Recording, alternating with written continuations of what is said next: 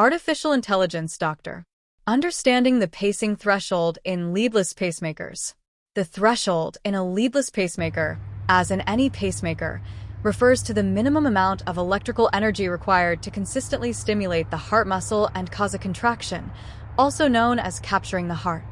This is a critical parameter that ensures the pacemaker functions effectively and efficiently, directly impacting both patient safety and the device's battery life. A leadless pacemaker is a small, self-contained device implanted directly into a chamber of the heart, most commonly the right ventricle. Unlike traditional pacemakers, it does not have the connecting wires or leads that run from a generator implanted in the chest to the heart. This innovative design eliminates lead-related complications, which have been a significant concern with conventional pacemakers. Measuring and programming the threshold. The pacing threshold is measured in volts, V, and pulse width, ms. It is determined during the implantation procedure and is periodically checked during follow-up appointments. The process involves a threshold test, where the cardiologist or electrophysiologist gradually decreases the electrical output of the pacemaker until it no longer captures the heart. The point just before this loss of capture is identified as the threshold.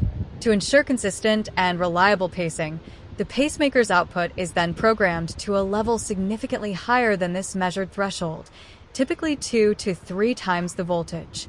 This provides a safety margin to account for any fluctuations in the threshold that may occur between follow-up visits. Modern leadless pacemakers are equipped with sophisticated algorithms that can automatically perform threshold tests on a regular basis. This feature, often called automatic threshold management or capture management, allows the device to adapt the pacing output to the patient's changing needs, optimizing battery consumption while maintaining a sufficient safety margin. Factors affecting the pacing threshold. Several factors can influence the pacing threshold in a leadless pacemaker. Time since implantation. In the initial period following implantation, the first few weeks to months, the threshold can fluctuate as the heart tissue around the device heals and forms a small amount of scar tissue. This is a normal process, and the threshold typically stabilizes over time. Device location. The specific position of the leadless pacemaker within the heart chamber can affect the threshold. Optimal placement is crucial for achieving a low and stable threshold. Medications. Certain medications can alter the excitability of the heart muscle and, consequently, the pacing threshold. Electrolyte imbalances. Changes in the body's electrolyte levels, such as potassium, can impact the threshold. Underlying medical conditions. The patient's overall health and any underlying cardiac conditions can also play a role. Importance of the pacing threshold.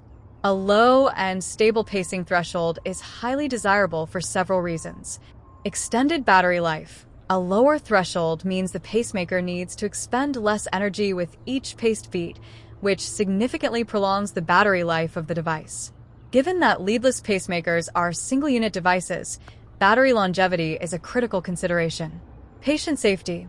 A well-managed threshold with an appropriate safety margin ensures that the pacemaker will reliably pace the heart when needed, preventing symptoms such as dizziness, fainting, and fatigue associated with a slow heart rate. In conclusion, the pacing threshold is a fundamental concept in the function of a leadless pacemaker.